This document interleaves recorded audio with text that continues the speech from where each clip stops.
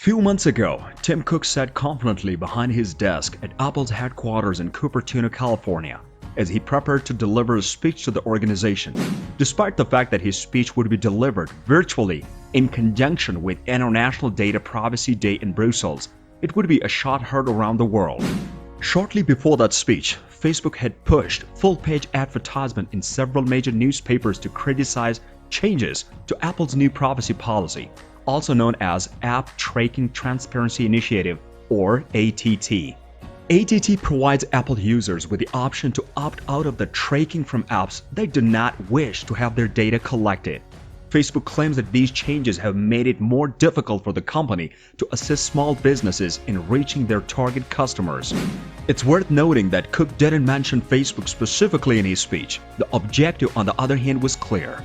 Technology does not require vast troves of personal data to be stitched together across dozens of websites and apps in order to succeed, according to the Apple CEO Tim Cook.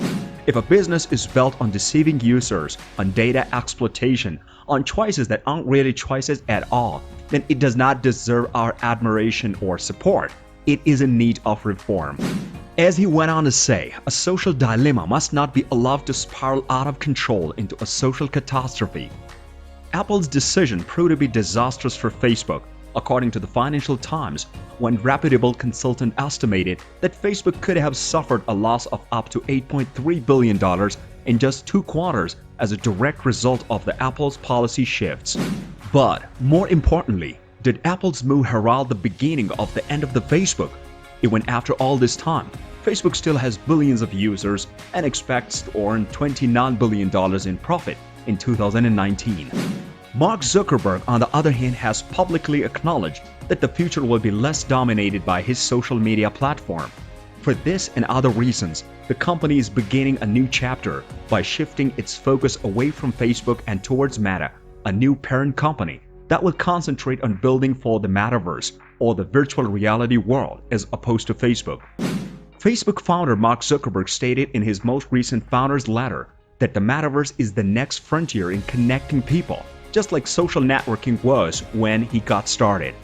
Over time, I hope we will be recognized as a Metaverse company, and I want to base our work on our identity, on the vision we have for the future. Without a doubt, Zuckerberg and his team have been planning this shift in emphasis for several years. Apple's privacy changes, on the other hand, are likely to have accelerated those plans, providing additional impetus and a sense of now is the time.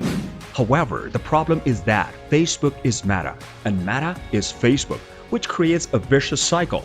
The same issues that have plagued the social media behemoth will almost certainly follow it into the potential Metaverse behemoth. The virtual hornet's nest of privacy and tracking questions, the strange relationship with Apple, and the poor reputation that Facebook has built over the course of its existence. A clear conclusion can be drawn from the fact that Apple's and Meta's philosophies are diametrically opposed. There is a technological war underway, and it will continue for years to come. Additionally, we are left with some intriguing questions. Will Apple be successful in its quest to provide people with the option to have more privacy on their devices? Alternatively, will people's willingness to share personal data increases as they realize that doing so will allow Meta to create a virtual universe that's more tailored to their preferences? The answers to those questions will have a significant impact on the future of the technology world and every business that's a part of it.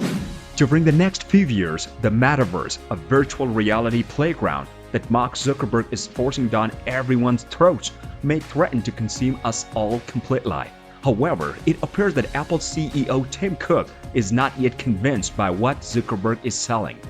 That is, if Bloomberg's Mark Gurman is to be believed, which he claims to be the case.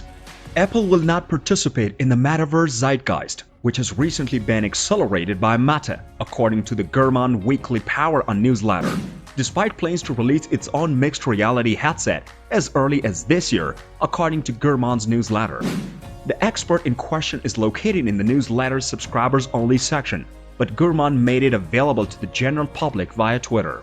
It was pretty directly stated to Gurman that the idea of a completely virtual world where users can escape to, like they can in Meta platforms, vision Facebook's of the future, is off limits from Apple. He went on to say that Apple prefers the headset to be used for bursts of gaming, communication, and content consumption, rather than long-term virtual reality excursions such as the ones Meta appears to be attempting to bring to the public eye. Despite the fact that Apple's headset is still unconfirmed and unnamed, reports claim that it will have two 8K displays and will place a strong emphasis on augmented reality. In other words, Apple anticipates users spending more time looking around than in the real world that they would be able to do with an Oculus Quest, which leads to some credence to Gurman's prediction. Despite the fact that we have yet to hear a definitive no from Apple, the company's stance, as described by Gurman, would be reassuring to anyone who is wary of big tech's push into the metaverse. At the very least, you now have the support of a major technology company. Despite the fact that they will continue to try to sell you a pricey cyber helmet, it's likely that you will not wear it to all of your work meetings. So, what do you think? Do let us know down in the comment section below. If you enjoyed this video and want to hear from us again, be sure to hit the subscribe button before you go.